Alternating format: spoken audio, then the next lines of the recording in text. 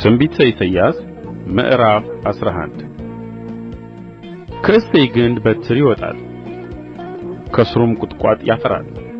የእግዚአብሔር መንፈስ፣ የጥበብና የማስተዋል መንፈስ፣ የምክርና የኃይል መንፈስ፣ የእውቀትና እግዚአብሔርን የመፍራት መንፈስ ያርፍበታል። እግዚአብሔርን በመፍራት ደስታውን ያያል። ዓይኑም እንደምታይ አይፈርድም፣ ጆሮውም እንደምትሰማ አይበይንም። ነገር ግን ለድሆች በጽድቅ ይፈርዳል፣ ለምድርም የዋሆች በቅንነት ይበይናል። በአፉም በትር ምድርን ይመታል፣ በከንፈሩም እስትንፋስ ክፉዎችን ይገድላል። የወገቡ መታጠቂያ ጽድቅ፣ የጎኑም መቀነት ታማኝነት ይሆናል። ተኵላ ከበግ ጠቦት ጋር ይቀመጣል፣ ነብርም ከፍየል ጠቦት ጋር ይተኛል። ጥጃና የአንበሳ ደቦል ፍሪዳም በአንድነት ያርፋሉ። ታናሽም ልጅ ይመራቸዋል። ላምና ድብ አብረው ይሰማራሉ፣ ግልገሎቻቸውም በአንድነት ያርፋሉ። አንበሳም እንደ በሬ ገለባ ይበላል። የሚጠባውም ሕፃን በእባብ ጉድጓድ ላይ ይጫወታል። ጡት የጣለውም ሕፃን በእፉኝት ቤት ላይ እጁን ይጭናል። በተቀደሰው ተራራዬ ሁሉ ላይ አይጐዱም አያጠፉምም።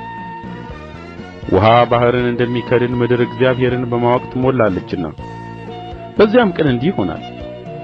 ለአሕዛብ ምልክት ሊሆን የቆመውን የእሴይን ሥር አሕዛብ ይፈልጉታል፣ ማረፊያውም የተከበረ ይሆናል። በዚያም ቀን እንዲህ ይሆናል። የቀረውን የሕዝቡን ቅሬታ ከአሦርና ከግብጽ ከጳትሮስና ከኢትዮጵያ ከኤላምና ከሰናዖር ከሐማትም ከባሕርም ደሴቶች ይመልስ ዘንድ ጌታ እንደ ገና እጁን ይገልጣል። ለአሕዛብም ምልክትን ያቆማል። ከእስራኤልም የተጣሉትን ይሰበስባል፣ ከይሁዳም የተበተኑትን ከአራቱ የምድር ማዕዘኖች ያከማቻል።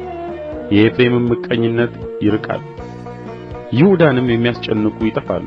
ኤፍሬም በይሁዳ አይቀናም፣ ይሁዳም ኤፍሬምን አያስጨንቅም። በምዕራብም በኩል በፍልስጥኤማውያን ጫንቃ ላይ እየበረሩ ይወርዳሉ። የምሥራቅንም ልጆች በአንድነት ይበዘብዛሉ። በኤዶምያስና በሞዓብም ላይ እጃቸውን ይዘረጋሉ። የአሞንም ልጆች ለእነርሱ ይታዘዛሉ። እግዚአብሔርም የግብጽን ባሕር ያጠፋል፣ በትኩሱም ነፋስ እጁን በወንዙ ላይ ያነሣል። 7 ፈሳሾችንም አድርጎ ይመታዋል። ሰዎችም በጫማቸው እንዲሻገሩ ያደርጋቸዋል። ከግብጽም በወጣ ጊዜ ለእስራኤል እንደ ነበረ ለቀረው ለሕዝቡ ቅሬታ ከአሦር ጐዳና ይሆናል።